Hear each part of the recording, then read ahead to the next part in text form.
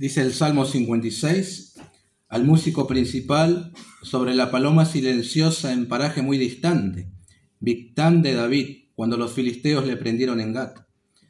Ten misericordia de mí, oh Dios, porque me devoraría el hombre, me oprime combatiéndome cada día. Todo el día mis enemigos me pisotean, porque muchos son los que pelean contra mí con soberbia. Versículo 3, en el día que temo, yo en ti confío. En Dios alabaré su palabra. En Dios he confiado, no temeré. ¿Qué puede hacerme el hombre? Todos los días ellos pervierten mi causa. Contra mí son todos sus pensamientos para mal. Se reúnen, se esconden, miran atentamente mis pasos, como quienes acechan a mi alma. Pésalos según su iniquidad, oh Dios, y derriba en tu furor a los pueblos. Mis huidas tú has contado. Pon mis lágrimas en tu redoma. ¿No están ellas en tu libro? Serán luego vueltos atrás mis enemigos el día en que yo clamare. Esto sé, que Dios está por mí. En Dios alabaré su palabra, en Jehová su palabra alabaré. En Dios he confiado, no temeré. ¿Qué puede hacerme el hombre? Sobre mí, oh Dios, están tus votos, te tributaré alabanzas, porque has librado mi alma de la muerte y mis pies de caída, para que ande delante de Dios en la luz de los que viven. Bueno, vamos a orar. Señor, te damos las gracias por todas estas verdades que estábamos cantando recién de la Escritura, muchos salmos tremendos, reconociendo nosotros su inspiración, que tú la has preservado también para que nosotros nos beneficiemos leyendo eso, aprendamos, conozcamos de ti y sobre todo encontrar ánimo, consuelo, socorro también en tiempos de tribulación. Tú eres nuestra roca a quien acudimos en momentos de tribulación. Gracias, Señor, porque abrimos la Escritura en el Salmo 56, esperando siempre que tu Espíritu la aplique a cada corazón. Si no, serán solamente palabras. Por eso, oh Dios, rogamos que tu Espíritu obre en esta hora. En el nombre de Jesús. Amén.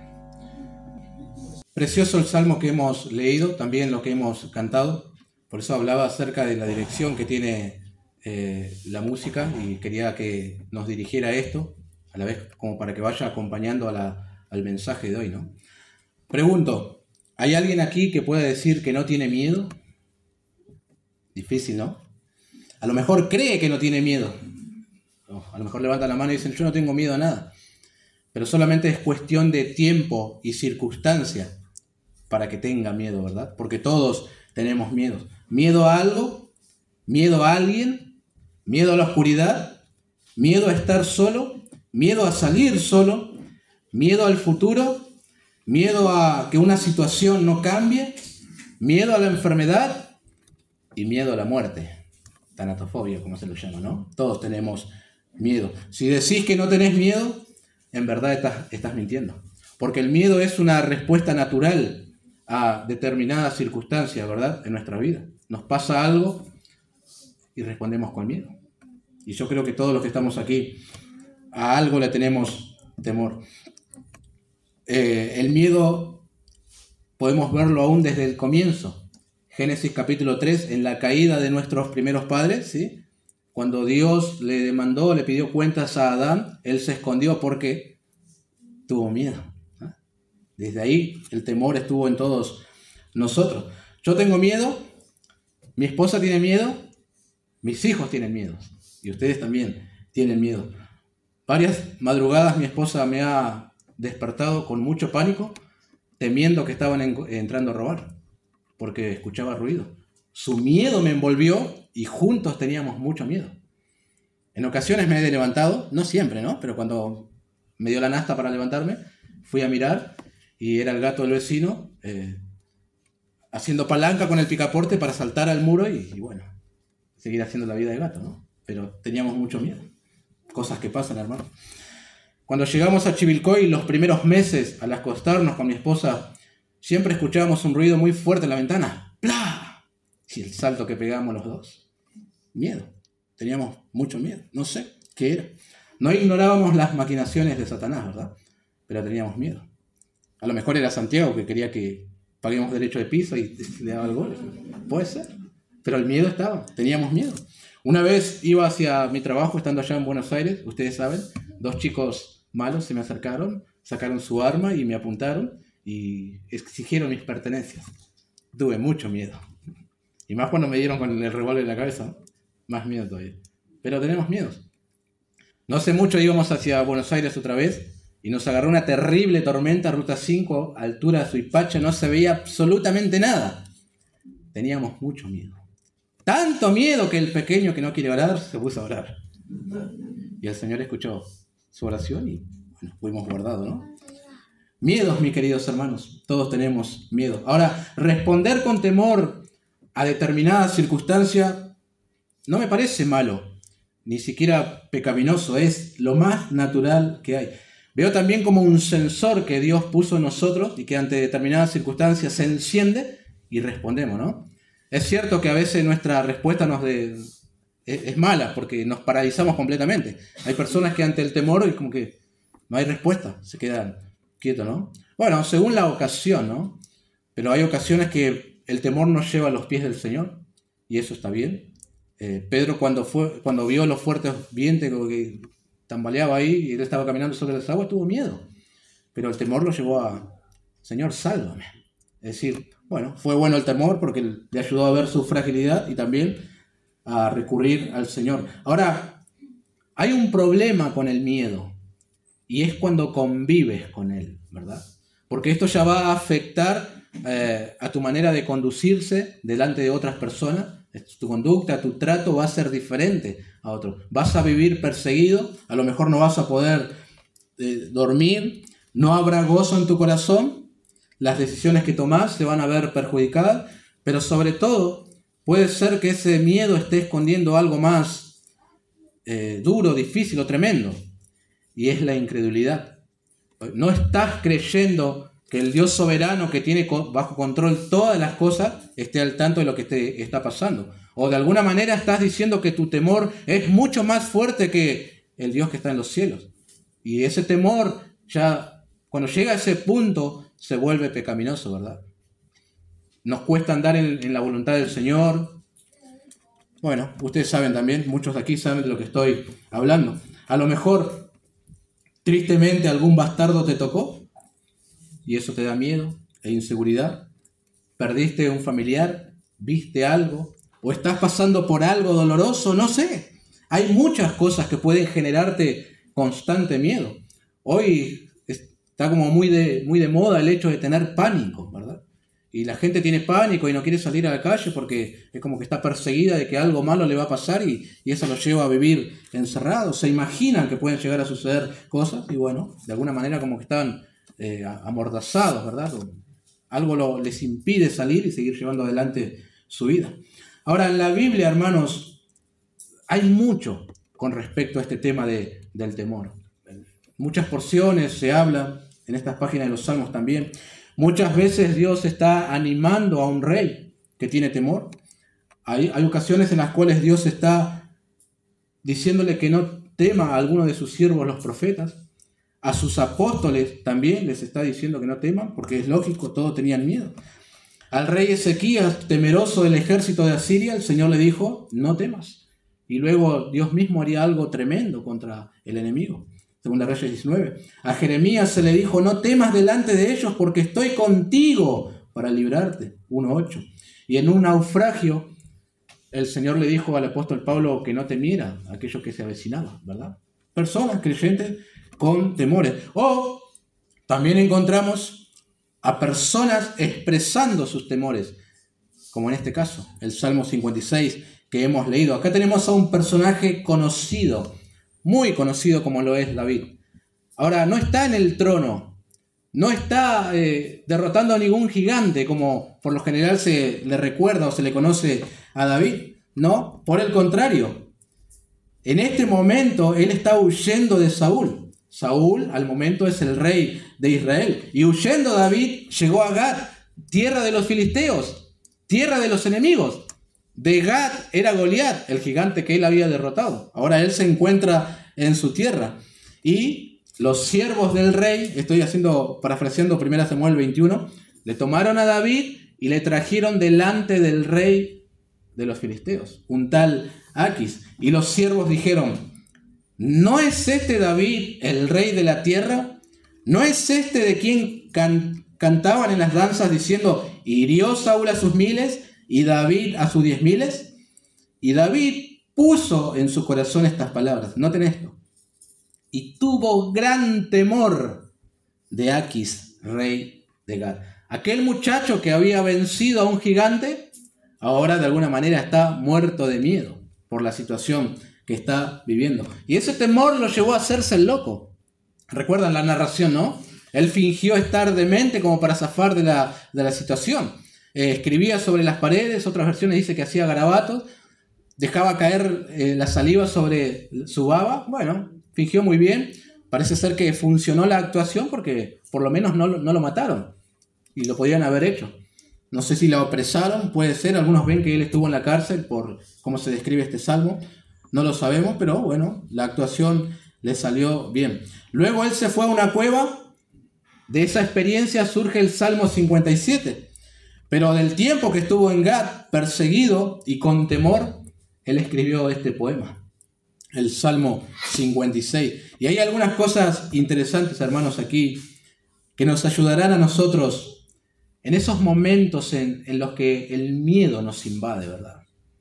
Porque nos va a pasar, o te está pasando, puede ser también. Así que veamos con la ayuda del Señor, confiando en Dios en tiempos de miedos. En primer lugar, hay algo indispensable que tenemos que hacer cuando el miedo se quiere apoderar de nosotros. Parece básico para muchos, pero es fundamental, y es llevar nuestra causa delante del Señor. Noten cómo David apela a Dios. Versículos 1 y 2. Ten misericordia de mí, oh Dios, porque me devoraría el hombre, me oprime combatiéndome cada día.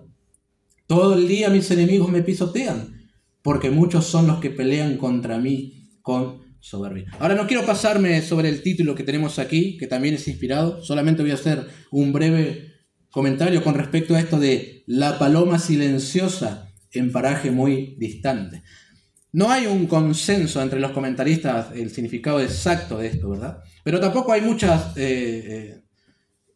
alternativas.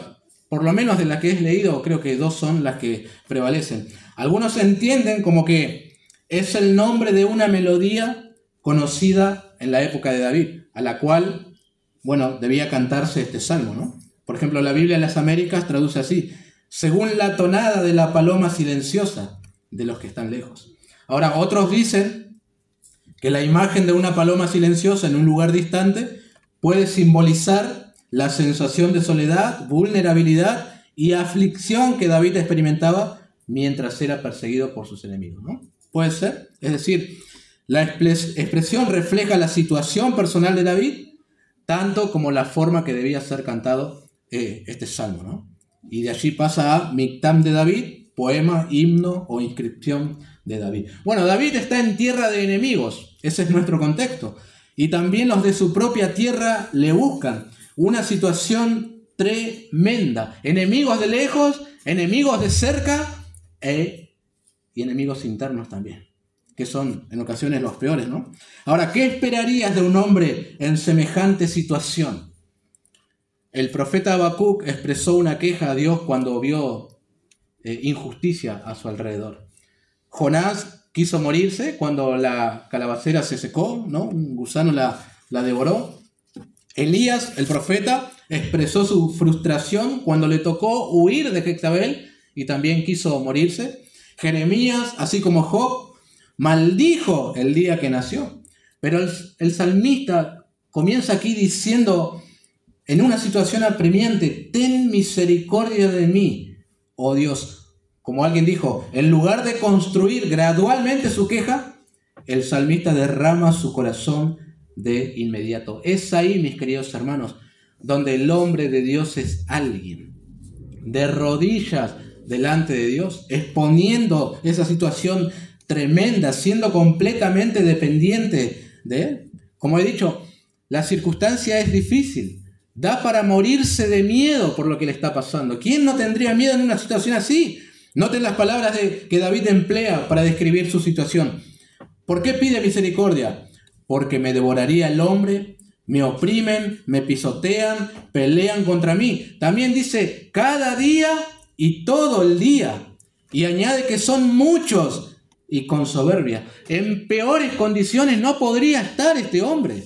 Tremenda su situación. ¿Quién no temería rodeado de estos peligros? Aquellos que deberían estar de su lado le persiguen. Dios, que había dado la promesa de que él iba a ser rey, Samuel ya le había ungido y parece estar fallando en su plan. Las cosas no están saliendo como él por lo menos lo pensaría. Es espantoso esto. Sin embargo, este hombre encontró el secreto. Ojalá nosotros también. El lugar propicio para refugiarse. Y no es la cueva de Adulam, sino la misericordia de Dios. Este es el lugar que él encontró para refugiarse. El rey Asa de Judá, cuando se vio amenazado por Baasa, rey de Israel, ya el reino estaba dividido en dos, buscó ayuda en el rey de Siria, 2 Crónicas 16. También Ocosías, rey de Israel, buscó ayuda en el dios de Ecrón, Baal-Zebub, el dios de las moscas, cuando cayó enfermo, 2 Reyes 1. Saúl, cuando quería profecía, fue a buscar a una adivina. Tremendo. Pero mis hermanos, en tiempos de tribulación, en tiempos de miedo, es a Dios a quien tenemos que buscar. Es en sus brazos misericordiosos que tenemos que tirarnos y que Él nos cobije. En ocasiones el hombre no puede dar ayuda porque es débil, está limitado y también es pecador. Y a veces uno desearía poder ayudar a la otra persona, pero hay límites. Pero en el trono de la gracia siempre hay misericordia y gracia para alcanzar el oportuno socorro, ¿no? Como dice Hebreos capítulo 4. Entonces pregunto, ¿por qué victimizarse? ¿Por qué? ¿Por qué huir a Tarsis si es a Nínive donde tenemos que ir? ¿Por qué buscar conmiseración? ¿Por qué pintar un panorama sombrío donde todo es malo e imposible? Echa sobre Jehová tu carga, dice el Salmo 55, y Él te sustentará. No dejará para siempre caído al justo. Lo mejor que podés hacer y lo primero que tenés que hacer es apelar a Dios. Ten misericordia de mí, Dios. Estoy mal. Tengo miedo. Me pasa esto, me pasa lo otro. Son muchas mis dificultades. Creí que podía resolverlo todo y solo, pero me doy cuenta que es imposible. Socórreme. Eso es lo que Dios desea oír de nosotros. Eso es música para los oídos de Dios. Dios no se resiste a la humillación de nadie. Y miren que ha socorrido hasta reyes perversos como lo fue Acab, pero cuando se humilló, Dios tuvo en cuenta la humillación de ese hombre y atendió a su ruego. Tremendo. ¿Cómo no nos va a atender a nosotros que somos sus hijos? Y es lo primero que deberíamos hacer como hijos de Dios, acudir a nuestro Padre. Ahora, en esta época de autosuficiencia, acudir y depender de Dios como que suena medio anticuado, ¿no? Pero Jesús también en su hora más crucial, en Getsemaní, cuando la cruz se acercaba, Él se apartó para estar a solas con su Padre. De hecho, todo su ministerio sacaba un tiempo para apartarse. Necesitaba estar con Dios el Padre. Siempre lo hizo. Y cuánto más nosotros, hermanos, en tiempos de miedo, cuando nos envuelve, apelemos a Dios. Vayamos a Él, que Él nos escucha. Ahora a menudo se observa cómo los creyentes, en lugar de aprovechar más los medios de gracia, como que se aparten. Huyen de Dios en lugar de huir a Él para que los abrace y los ayude en su temor. Es como un círculo vicioso del que nunca pueden salir. Pero si palpáramos que este Dios solo sabe dar cosas buenas y se deleita en impartir misericordia, correríamos constantemente a Él, hermanos, a buscar que nos ayude, ¿no? ¿Hay alguna cosa difícil para Dios? Por supuesto que no. Es mucho para Él decir, no temas porque yo estoy contigo, no desmayes porque yo soy tu Dios que te esfuerzo. Siempre te ayudaré, siempre te sustentaré con la diestra de mi justicia, Isaías 41. Y luego llevarlo a la práctica, ¿será difícil para Él hacer eso? No lo creo. Entonces llevemos, hermanos, nuestra causa delante del Señor. Apelemos a Él. Antes que el hombre vayamos al trono de la gracia. Seguro que va a haber socorro para nosotros. En segundo lugar, noten cómo David demuestra confianza en Dios. Versículos 3 y 4. En el día que temo, yo en ti confío. En Dios alabaré su palabra. En Dios he confiado. No temeré. ¿Qué puede hacerme el hombre? Con toda esta corriente de la psicología positiva y de este movimiento de autoayuda que también se ha infiltrado en las iglesias, por supuesto, ustedes saben que promueven el pensamiento positivo, ¿no? Enfocarse en lo positivo para mejorar el bienestar y la calidad de la vida y rechazar el pensar negativo, porque podés atraerlo. Bueno, las palabras de David como que no encajarían en esto, ¿no? Porque el salmista reconoce que hay momentos que tiene miedo. Algunos le responderían a David, no, vos tenés que expresar que estás bien y que el miedo no existe en tu vida, porque si no lo vas a fortalecer o lo atraes a tu vida. Tenés que declarar que sos fuerte y victorioso. Qué lejos se han ido algunos de las escrituras, ¿no? Para creer todas este tipo de fantasías. Qué lejos. Me encanta el versículo 3, muy conocido, cantado, fácil de memorizar, pero cuánto encierra, ¿no? Pensaba primeramente en quién escribe esto. Una persona que había matado leones y osos cuando era chico. ¿Recuerdan? Él estaba al cuidado de las ovejas y él le dijo a Saúl, cuando se levantaban contra mí, yo iba contra ellos y le agarraba la quijada y... ¡Wow! Yo le tengo miedo a los perros, imagínense a un león. Pero él lo hacía y luchaba y bueno, de alguna manera salía victorioso. Se la bancaba como un campeón, diríamos. Cuando Saúl y todo el ejército estaba atemorizado por el gigante Goliat, el muchacho rubio, hermoso de ojos y de buen parecer, fue a pelear en el nombre de Jehová de los ejércitos y con su ondita derrotó al gigante. Y luego como caudillo salía a pelear las batallas de Israel y Dios le daba la victoria. Tremendo. Las doncellas coreaban su nombre. Tremendo, ¿no? Acá tiene miedo. Gran temor, dice, tenía cuando estaba delante de Aquis. Y es así, mis queridos hermanos. Las victorias pasadas no son garantías de triunfos en el presente. No es así. Por eso hay gracia para cada día, ¿no? Por eso las misericordias de Dios se renuevan cada día. Cada día le necesitamos a Él. No podemos darnos el lujo de descansar o de pensar en lo que fue en el pasado. No es así. Mi punto es que David no esconde sus miedos. Él no quiere aparentar que es más fuerte que todos, sino que teme, pero confía.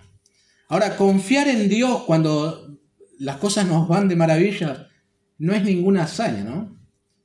Puede ser una fe meramente nominal, no dice nada.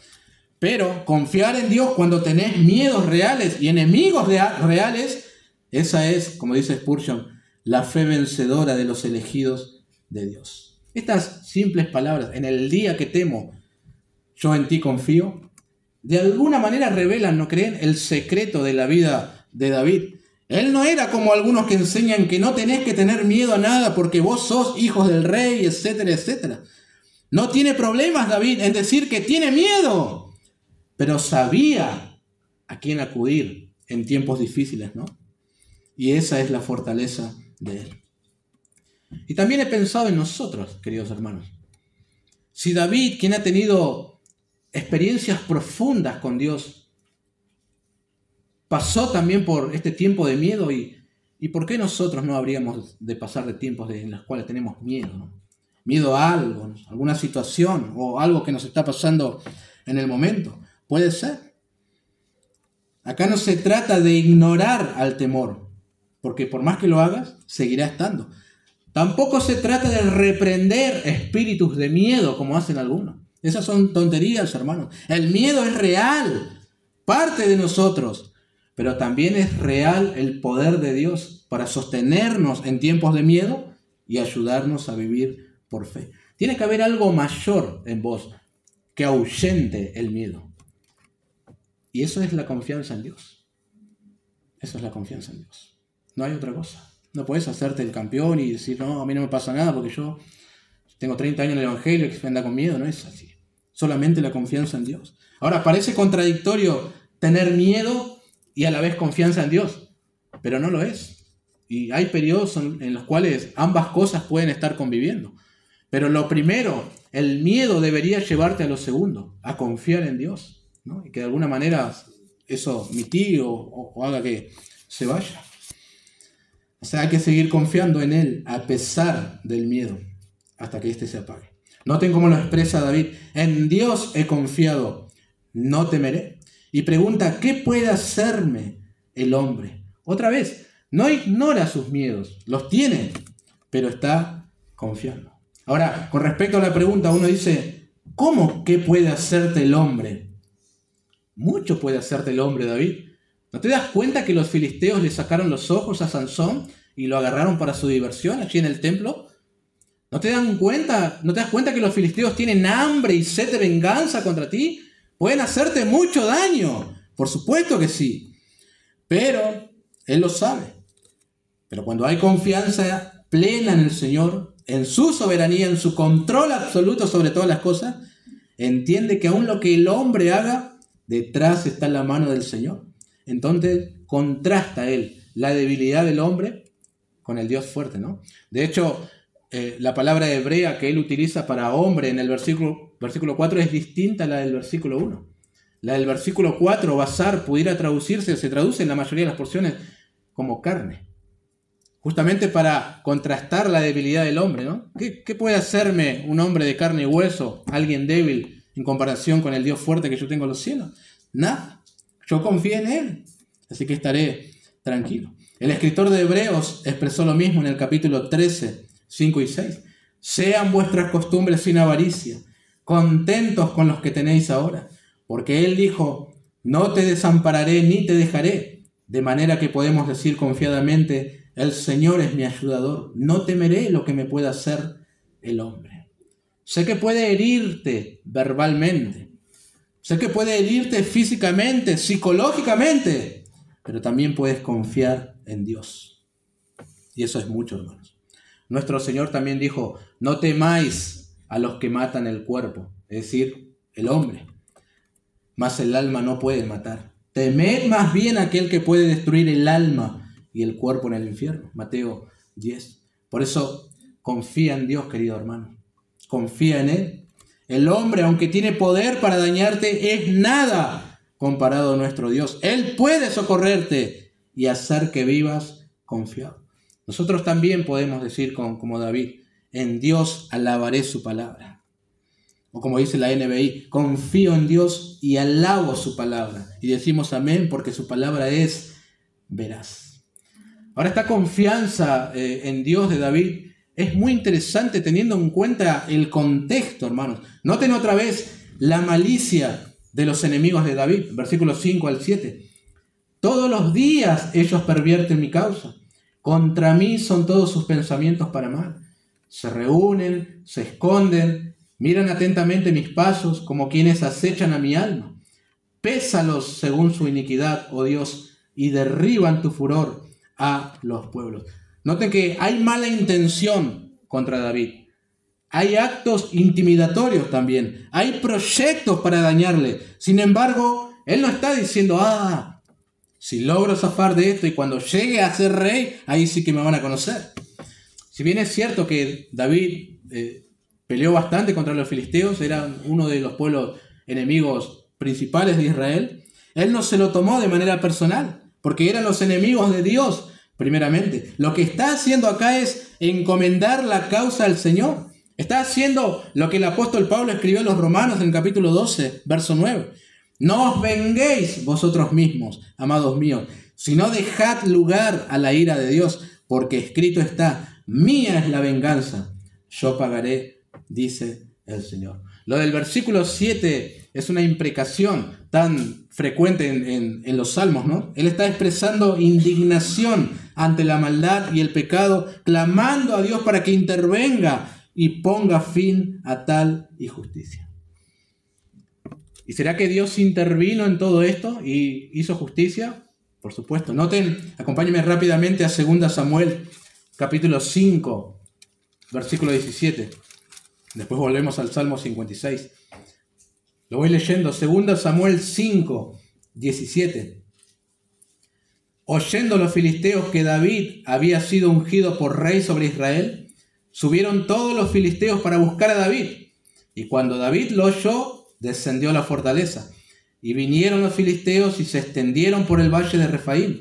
Entonces consultó David a Jehová, diciendo: ¿Iré contra los filisteos? ¿Los entregarás en mi mano? Y Jehová respondió a David: Ve, porque ciertamente entregaré a los filisteos en tu mano. Y vino David a Baal Perasim, y allí los venció David, y dijo: Quebrantó Jehová a mis enemigos delante de mí, como corriente impetuosa. Por esto llamó el nombre de aquel lugar Baal Perasim. Y dejaron allí sus ídolos, y David y sus hombres los quemaron. Y los filisteos volvieron a venir y se extendieron en el valle de Refaim. Y consultó David a Jehová, él le respondió. Y consultando David a Jehová, él le respondió: No subas, sino rodéalos y vendrás a ellos enfrente de las balsameras. Y cuando oigas ruido como de marcha por las copas de las balsameras, entonces te moverás, porque Jehová saldrá delante de ti a herir el campamento de los filisteos. Y David lo hizo así, como Jehová se lo había mandado, e hirió a los filisteos desde Geba hasta llegar a Geser. Tremendo. ¿Notaron que no hay mejor cosa, queridos hermanos, que confiar en Dios y que Él se haga cargo de la situación? Tremendo. Dios lo hará, hermanos. Entonces, en tiempos de miedo hay que depositar nuestra confianza en el Señor.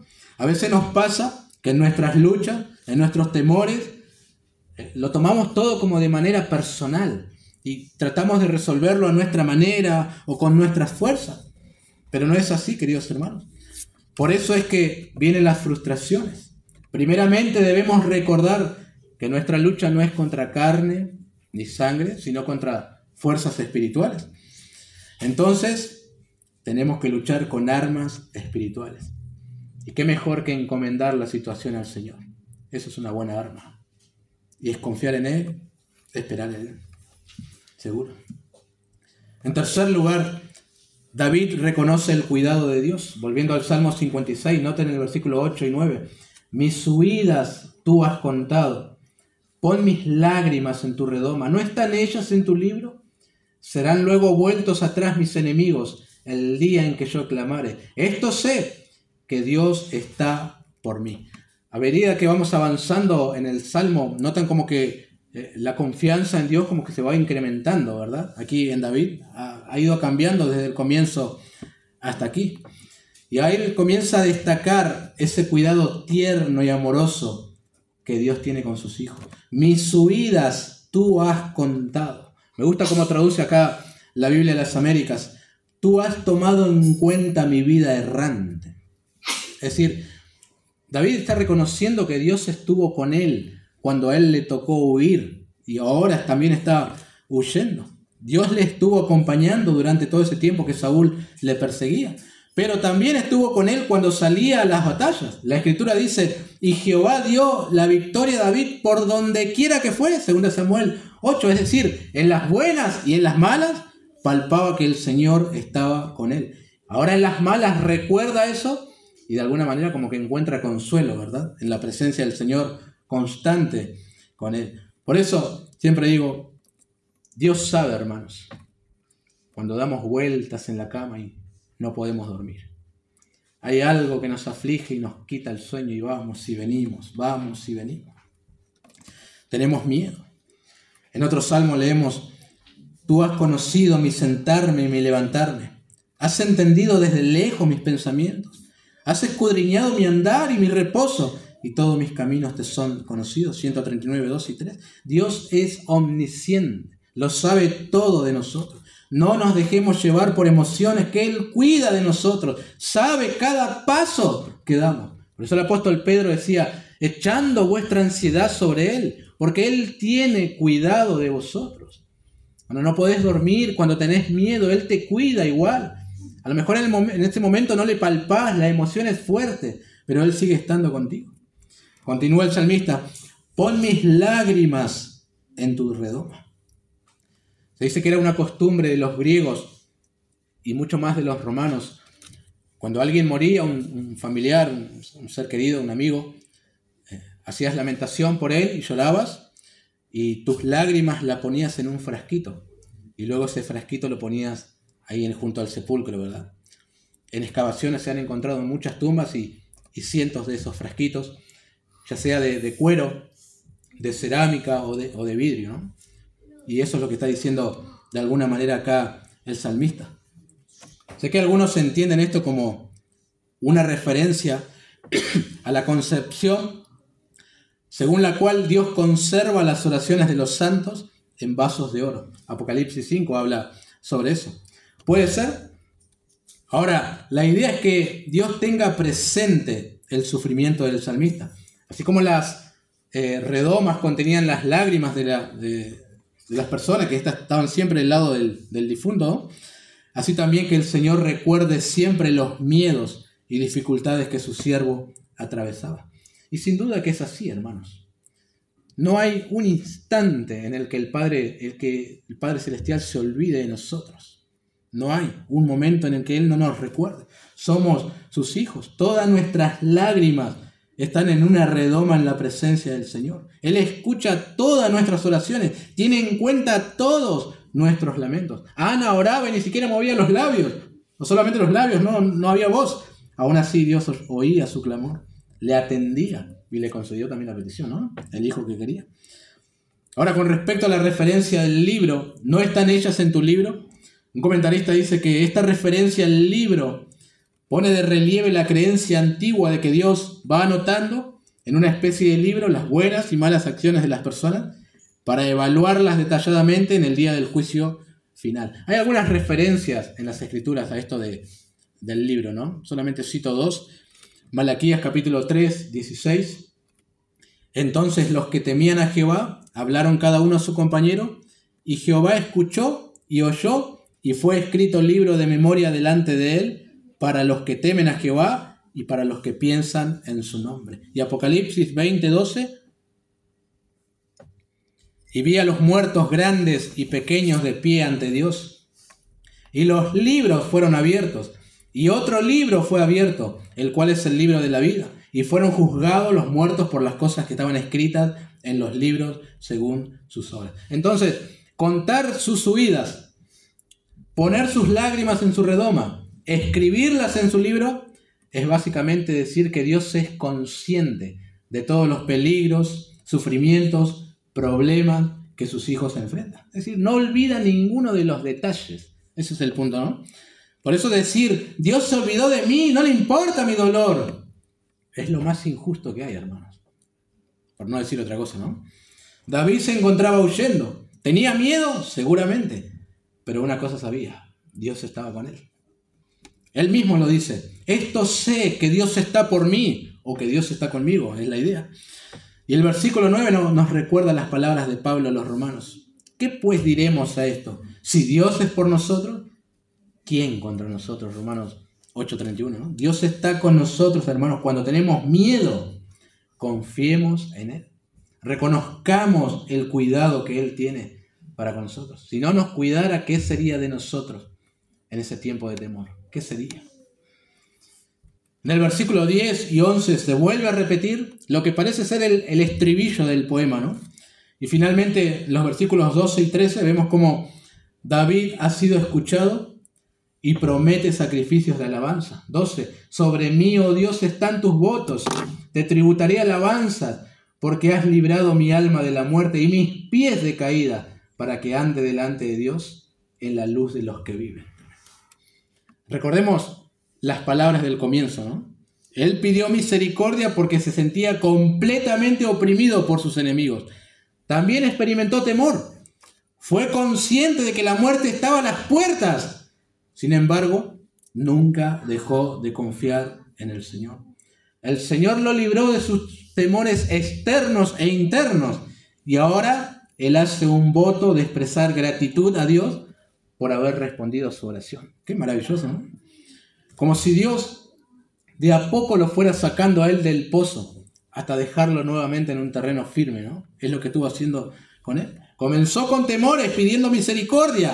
Terminó con alabanza, porque el Señor le respondió. Y es así como sigue haciendo Dios hoy. No es diferente con nosotros. Lo diferente puede ser que nosotros a veces nos olvidamos de expresar gratitud a Dios cuando Él responde. O hacemos un voto de consagración y no lo cumplimos. Pero Dios es el mismo.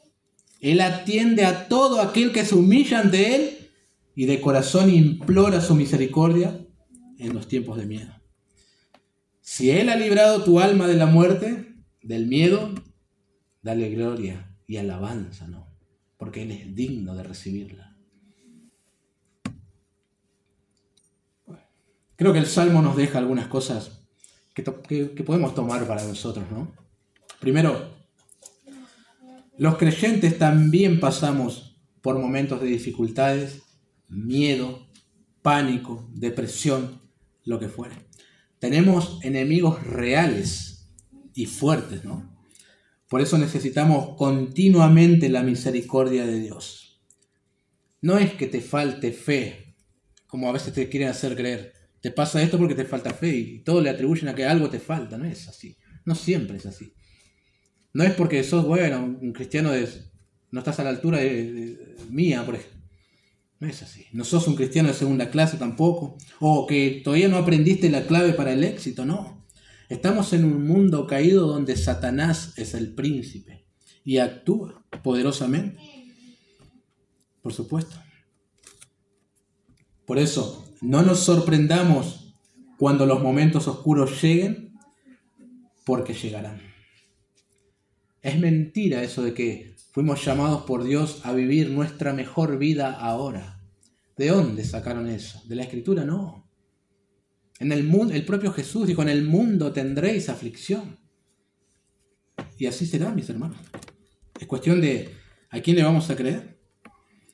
A veces nos hacen creer como que vos siempre tenés que estar pum para arriba, a todo ritmo, como dicen.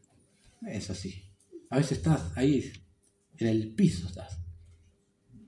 Nos pasa. Un día despertás, ves la hermosa creación de Dios, te regocijás. Qué lindo decir. Otro día estás batallando con una fuerte depresión. Puede pasar. Ánimo, hermano. Un día agarraste a toda tu familia y se fueron de vacaciones a disfrutar. Tremendo. Otro día la familia se dividió y algunos tomaron otros caminos. ¿Puede pasar? Un día te levantaste con todo el vigor para hacer tus labores, como de costumbre. Al otro día la salud te fue arrebatada y ya no puedes hacer más nada. Puede ser. ¿Por qué no? Segundo, lo importante es cómo responderás cuando lleguen esos momentos, ¿no? ¿Cómo vas a responder? Nuestro Dios, el Dios del salmista, no solo escucha las oraciones, también responde con liberación. Alguien dijo, el Señor no ignora ni una sola lágrima de los ojos de los creyentes que se allegan con humildad y esperanza a exponer sus causas. Por eso, confía en Él. Confía en Él de tal manera que puedas decir, en Dios he confiado, no temeré. ¿Qué puede hacerme el hombre? Su gracia es mayor, mis queridos hermanos. ¿No cantamos a veces, mi Dios es más alto que cualquier otro? Claro que lo es. Él es digno de nuestra confianza y puede socorrernos en nuestra tribulación. Confía en Él. Tercero y último, algo que observamos aquí y que se destaca, y es la misericordia de Dios, ¿no? La misericordia de Dios. Porque en última instancia, Él nos responde y nos libera, no porque ve nuestras lágrimas y de alguna manera se derrite, no. Él responde porque es misericordioso. Por eso lo hace. Dios fue misericordioso y pensó en su siervo que se encontraba rodeado de enemigos. Ahora, Dios sigue siendo misericordioso y pensó en los hombres a nivel general. Tuvo misericordia de ellos y quiso atender a su problema mayor, no enemigos de carne, sino el pecado. Y por eso proveyó a su Hijo para que muriera por nosotros en la cruz. Dios atiende a las oraciones de sus hijos solamente. Él tiene un compromiso con ellos. Y para llegar a hacerlo, necesitas confiar en el Salvador.